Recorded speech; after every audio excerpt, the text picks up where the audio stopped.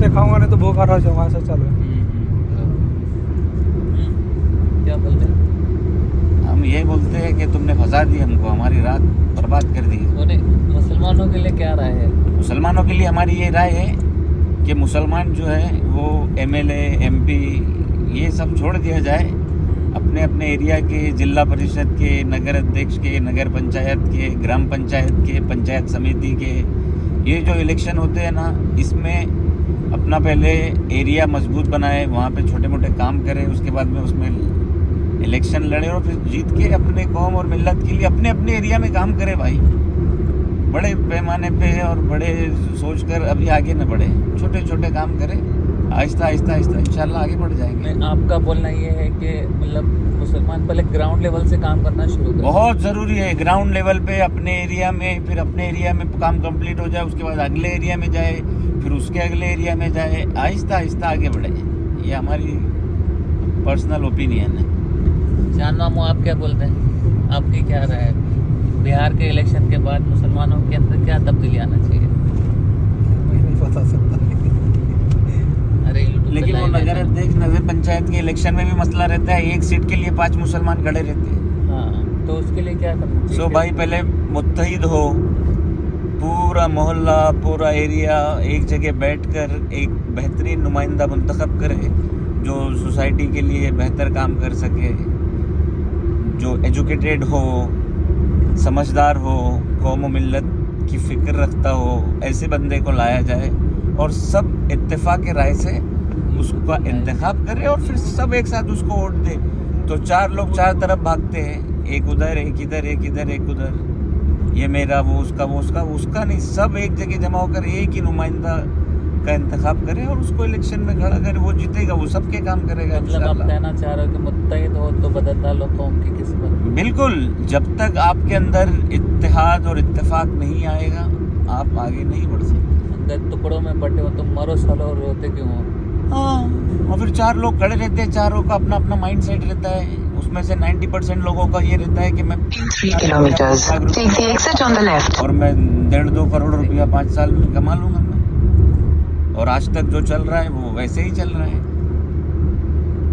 आप मुसलमान एरियाज में जाकर देखिए, वहाँ के ग्राम पंचायत के या नगर परिषद के जो भी होते होंगे नगर सेवक, वहाँ पे आपको कोई तरक्की वाले काम नज़र नहीं आएंगे। एज़ कम्पेयर टू आप जाइए नॉन मुस्लिम एरियाज़ में, आपको सफाई हर चीज़ मिलेंगी, बेहतरीन स्कूलें मिलेंगी, एरियाज़ में साफ़ सुथराई सब मिलेगा। हमारे एरियाज़ में कुछ नहीं मिलेगा, गंदगी के अलावा कुछ नहीं है, क्योंकि हमारे जहनों में गंदगी भरी हुई है।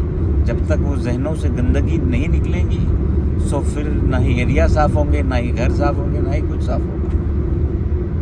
अभी जो नतीजे आए हैं बिहार इलेक्शन के, लोक विधानसभा इलेक्शन के, उसमें क्या फैक्टर्स थे जो जिसकी वजह से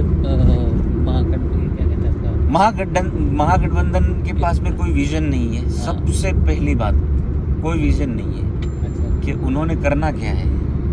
In 200 meters, use the left 2 lanes to take the exit. अपना खुद का पता, Use the left 2 lanes to take the exit. Vision देगा। और mister Rahul Gandhi Continue for 1 kilometer. वो आगे क्या कर मुझे लेंगे? तो ऐसा लग रहा था राहुल गांधी बिहार विधानसभा इलेक्शन में लोकसभा के भाषण दे रहे थे। वो क्या वोट भाषण चोरी, देते वोट हैं चोरी, वोट उनको चोरी। आज तक समझ में नहीं आया, और वो रीजनल इलेक्शन में नेशनल इलेक्शन की बातें करते हैं। वही वही वही करना। सो उनको रीजनल पॉलिटिक्स को पहले समझना होगा कि व्हाट इज रीजनल पॉलिटिक्स।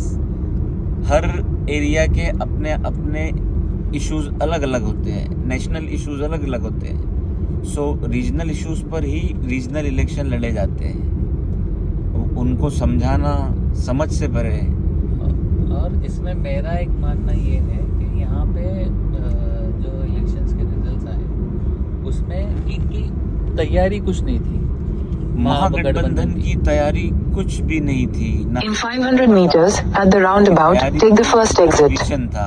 अब उनके कंपैरिजन में आप जाइए, एनडीए का अलायंस, उनकी तैयारी भी थी, वो तो 2 साल से उनका तैयारी विजन कर भी रहे था, थे। उनके पास कैंडिडेट भी थे और उनका अलायंस बहुत अच्छा अलायंस था।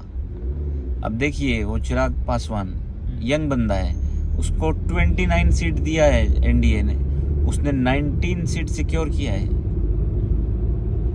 Around 60%. In 200 meters, at the roundabout, take the first exit. सो अब ये मिस्टर क्या नाम है जिनको बोलना नहीं आता है, तेजस्वी प्रसाद यादव, क्या किया उन्होंने? 80% सीट्स लिए थे उन्होंने बिहार की, क्या किया उन्होंने? क्या स्ट्राइक रेट है उनका? और मिस्टर राहुल गांधी के बारे में तो बात करना समझ से परे है, वो क्या बोला जाए। इसमें एमआईएम का परफॉर्मेंस अच्छा रहा है एमआईएम का ऐसा? परफॉर्मेंस एक्सपेक्टेड था कि इतना ही रहेगा, क्योंकि वो मुस्लिम लोगों की पार्टी है और वो मुस्लिम एरियाज में ही इलेक्शन लड़ते हैं। सो उनका इट वाज एक्सपेक्टेड कि वो 5 से 6 seat.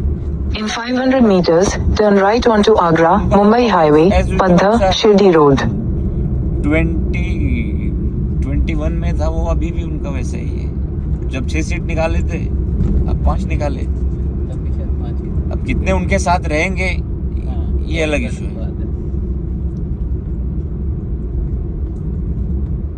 Turn right onto Agra, Mumbai Highway, Padha, Shirdi Road.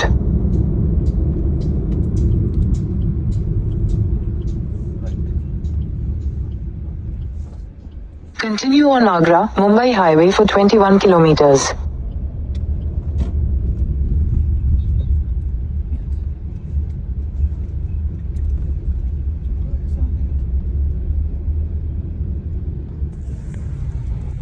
अच्छा खान साहब, एक बात बताइए, जी बोलिए। जो अभी इलेक्शन हुए हैं इसमें ये जो ठीक है, मतलब बीजेपी के काम भी था, उनका विजन भी था, सब सारी चीजें सही है, क्या सिर्फ इस बेस पे 202 सीट लाना पॉसिबल था? नॉट पॉसिबल, ये मुमकिनात में से नहीं है।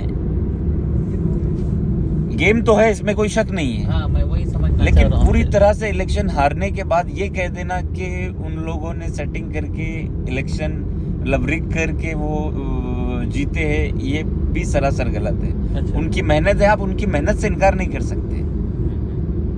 आप अपनी कमजोरियों और अपनी खामियों को उनका रिगिंग इलेक्शन कहकर छुपा नहीं सकते। आप अपनी कमजोरियों को और अपनी कोताहियों का जायजा लें और उस पर मेहनत करें।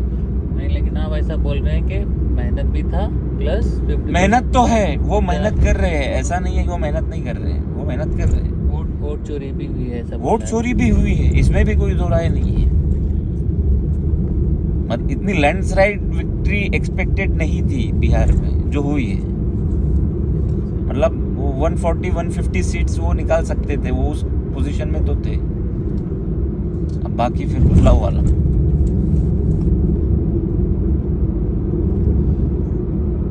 ट्रेन भर भर के बाहर से ही जाके वोट किए हुए लोग हैं तो। अच्छा, आप ये कहना चाह रहे हैं कि दिल्ली और Head northeast. लोग आए In 500 meters, turn right toward National Highway 160.